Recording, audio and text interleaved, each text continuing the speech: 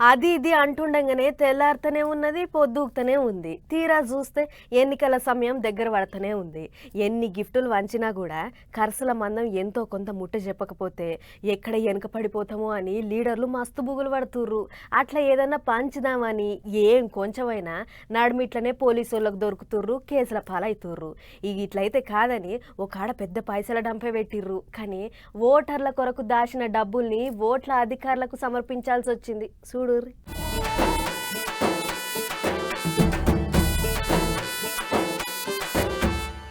కొండ నాలుకకు మందు పెడితే ఉన్న నాలుకే ఊసిపోయిందట. అగో అట్లనే ఉన్నది గీ ముచ్చటి కూడా. 10,000 రూపాయల కాశపడి లంచం కొరకు చేయి సాపితే చేతులున్న సొమ్మంతా అధికారుల పాలయ్యింది. కడుపుకు తిన్నట్టు లేదు, కళ్ళ ముంగట ఉన్నట్టు లేదు అన్నట్టే అయ్యింది. ఇంతకు ఎక్కడి గిన్నిగనం నోట్ల కట్టలు అని అంటారా? జార్ఖండ్ రాష్ట్ర గ్రామీణ అభివృద్ధి శాఖ మంత్రి ఆలంగిరి ఆలం దగ్గర పిఏ లెక్కన పనిచేస్తున్న సంజీవ్ లాల్ అనేటి పనోని ఇంట్లో దొరికినాయట.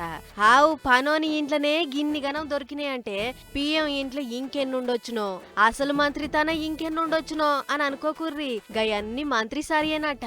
ఓట్ల ముంగట పంచేతానికి షాన్ నాళ్ల సంధి పనోనింట్లో పోగు చేసిన సొమ్మట గదంతా. సరే గదంతా మనకెందుకు గాని ఇప్పుడు గీ ముచ్చట్ల మంత్రి సార్ పిఏని వాళ్ళింట్లో పనిచేసేటోన్ని ఇద్దరిని దొరకబట్టి అరెస్టు చేసిర్రట. రేపో మాపో మంత్రిని కూడా ఇషారిస్తామని అంటుర్రు అధికారులు. చూసిర్రా ఎట్లున్నదో కథ. అప్పుడెప్పుడో 10,000 లంచం తీసుకుంటా దొరికితే గా కేసులకు పోతే గింతగనం సొమ్ము బయటపడ్డదట. 10,000 కొరకు షేజాపి 10 మందిల పజ్జిత్ పాలయ్యరుగా అర్రా వారి అని అనుకుంటుర్రట గీ ముచ్చటెరికైనా అక్కడి పబ్లిక్.